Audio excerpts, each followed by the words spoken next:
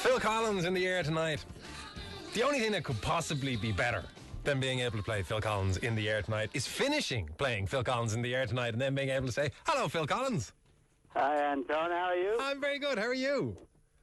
I'm very good, and thank you for playing the record all the way down the fade. That's a rarity. Yeah, we thought he's probably never heard it. We should give him a listen to it. It's one of the ones that you have done on the full remaster, because you've just remastered Face Value and Both Sides. Yeah, well, we've done the whole kind of series, you know, like all their solo albums, and yeah, very excited about it. The first couple, I mean, they're not in chronological order, but the first couple, as you say, Face Value, Both Sides, and the remastering actually does sound great. And as you probably know, there's kind of a second CD with each album of live material and demos and things. So it's a good package. What made you decide to do it? Because I thought you had got to the point where you had sort of decided, I might just put my feet up. Yeah. Well, shows what I know, doesn't it? Well, the record company came to me a while ago and wanted to, put the albums out again and re-promote them, and I said, I don't know about that because I'm not a big fan of repackaging. But I did think it was a nice idea to have the live material that has previously, most of it anyway, previously had not been heard, of the songs that relate to the album. Like Face Value's got, like live material versions of the songs on the album, and see how they develop, because some songs, like on the album Hand in Hand, like that took on a completely different life with a band playing it, and so I thought that'd be nice, and a few demos and rare versions. There's a cassette I found of me and Eric Clapton doing The Roof Is Leaking, and I thought, put that on. I mean, it's quality. I can't guarantee the quality's very good because it comes from a cassette. You found a cassette of you and Eric Clapton? Yeah, well, when we did the album, when I did the Face Value album, he was always going to be playing on The Roof Is Leaking, and we did it at home at my house, and we did it in the studio, and for some reason I was too picky, too fussy, and I had somebody else do it. But the long and the short of it is, when I found the cassette, I realized that I'd passed the best. I mean, like the version on the album now is the way it should have been played. So there was a time in your life where you said, "No, I don't think Eric Clapton's guitar is good enough on that. I should get somebody else." Yeah, I was just, I can't describe it, but I just had a thing in my head, and I also wanted Eric to do the same thing each time, and of course he don't do that, quite rightly. And it's a great version of the song, and as I say, it's the way it should have been. Did I read once, Phil? Didn't you originally do sessions with Clapton? Didn't you work as a session drummer on some of Eric Clapton's recordings? Well, I produced 2 albums for him. I produced Behind the Sun in about 83, I think it was. And then the next album of his, August, which was called August because his son was born, I played on that one. We did it in LA, and so I've had a long, and I also went out on the road many times with him in his band, and that was amongst the happiest times of my musical life, I have to say, playing behind Eric. So. Because of the type of guy he is to hang out with, or the musician that he is? Well, both actually. I mean, he's, he's the kind of guitar player that you just laugh when he plays because it's so great, And the 4-piece band we had, and I believe we played the Point actually, but. The 4-piece band we had with Nathan East and Greg Fillinganes was a fantastic band, and so we just played cards on the train. It was just a real group. Interesting you mentioned the Point. We got a text saying, Anton, got to see Phil Collins in Dublin 1994 in the Point. Oh my God, brilliant. Can't wait to see him there again, hopefully. I get the sense that the whole process of the remastering, is it fair to say that it's kind of gotten you a bit of a taste for the music industry and making music again? Yes, I think it has. A few years. Well, I kind of thought that I wanted to get away from it all. I had two young boys who are now grown up, of course, but I mean, two young boys. I wanted to spend time at home, and I really felt that I had been omnipresent, you know, and I just wanted to get away from it and be somebody else for a while. So I did that, you know, and I think that has kind of cleared the air for a possibility of doing something else, you know. Yeah, and you sort of get the sense that the fact that you haven't been in the past few years, have been as omnipresent, it gives people a chance to look at the music for the music again, because there was a period where you were everywhere. Yes. And how can I miss you if you don't go away, you know? I just, I kind of started to annoy myself, let alone everybody else. So I have to say, though, that, you know, I was just getting asked to do some fantastic things, and I took advantage of it. You know, Eric asked me to do what he asked me to do, and then I went out with Robert Plant, and I did Philip Bailey, and then there was Genesis, you know. There was constantly something, and I was, you know, in everybody's faces. But that was okay. It worked, you know. I mean, I enjoyed it, and everybody else seemed to be enjoying it, or most people anyway.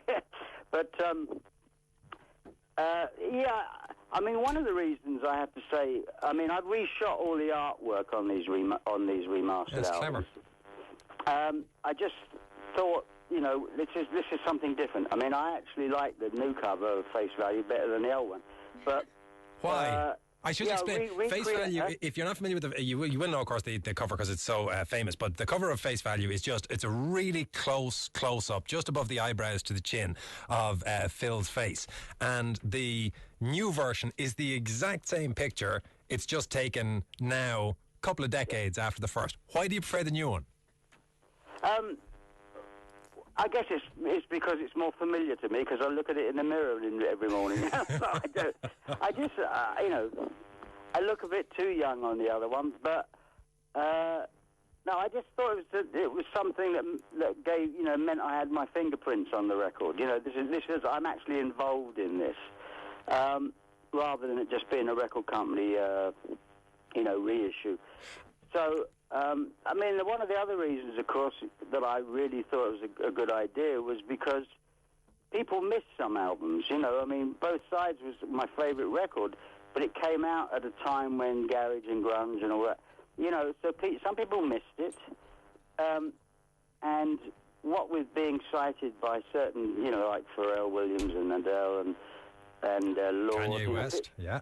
Yeah, you know, and a lot of the hip-hop community, you know, they kind of cite me as an influence, and I thought, well, maybe there's time for a bit of rediscovery. So on the subject of Adele, I have to ask you about that, because there were reports that Adele wanted you to collaborate with her, and that there was a collaboration that kind of half-started, and that you might have been the only person on the planet at the time who didn't know who Adele was. Well, I'd been living under a rock, you know. I mean, I wasn't. I didn't know, and I obviously went out and got both of her albums, because there was only two at the time, and I was pretty amazed, you know, and also pretty amazed at her success. I mean, and she asked me to write with her, and I said, that's wonderful, yeah, you know. We met in London, and we were going to do, she gave me a piece of music to work on, and I started to work on it. And, but as she said recently, she said it was just too early in the process of her doing an album.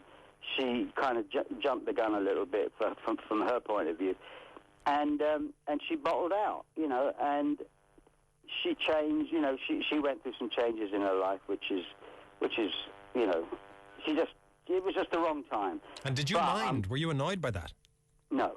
Right. No, I wasn't annoyed by it. I mean, I understand, you know, sometimes you ask people to do things and...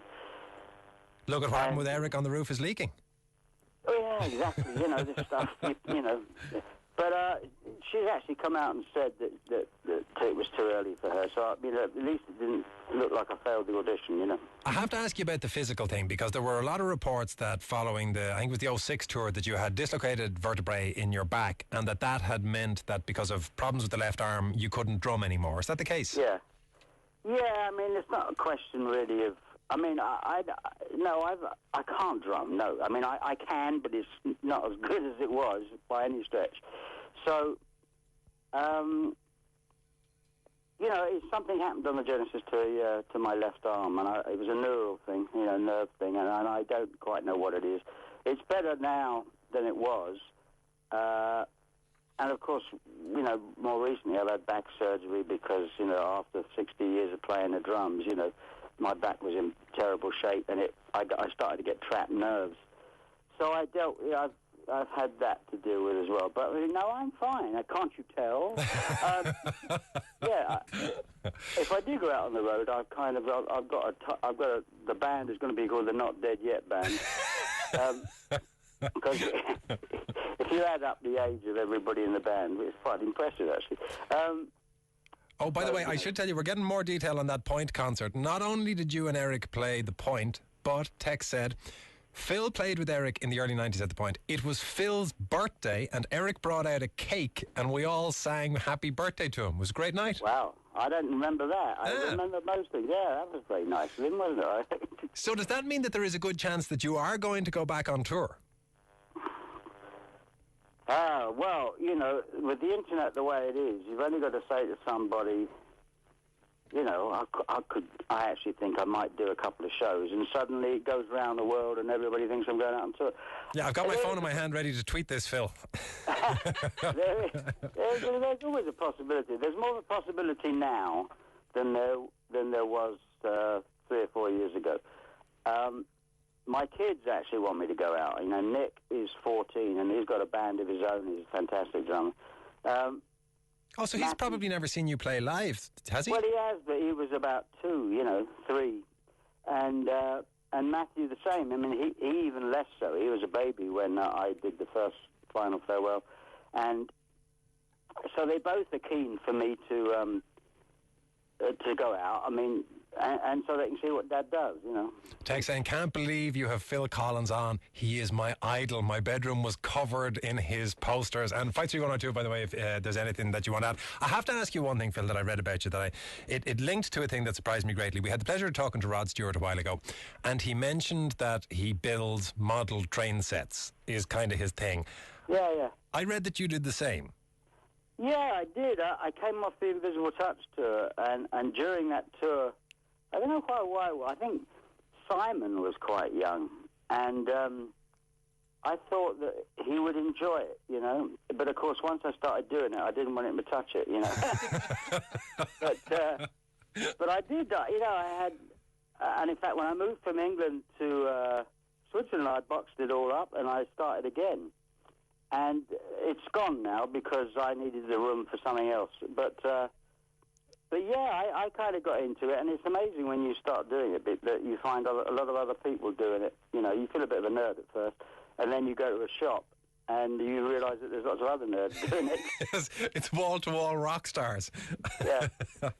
Phil, it has been an absolute pleasure to talk to you. The Take a Look at Me Now retrospective campaign is the remastering of some of the best of Phil's songs, and as I say, that includes Face Value and Both Sides and all of the rest of them. And fingers crossed we get to see you live in concert again fairly soon. Phil, thanks again for coming on. Oh, you're very welcome, Anton. Pleasure. The Anton Savage Show on Today FM. 53102 if you want to get in touch, or Anton at todayfm.com. A lot of people talking about bedroom walls being covered in posters of Phil Collins. I loved that interview with Phil Collins. What a legend. Massive respect, says a text. Phil Collins is still one of the best concerts I have ever seen too. Legendary musician. Yeah, there's that.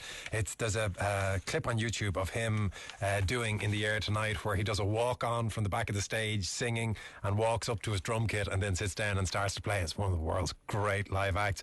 I love Phil Collins, says another. Missed him in Dublin 10 years ago because I was on my honeymoon. Please come back. Phil Collins, legend, says another. Anton, I'll always remember Phil's line. I was in London this afternoon. Funny old world, ain't it? 1985 Live Aid. That's how he started his set in Philadelphia after taking Concorde after playing in Wembley. Was it that? I could never remember the order. Did he fly from Wembley to Philadelphia or vice versa? But yeah, he was. I think he holds the record for being the only person to play in 2 concerts on both sides of the Atlantic in the same day. I think it was that one. Also, tremendously nice man.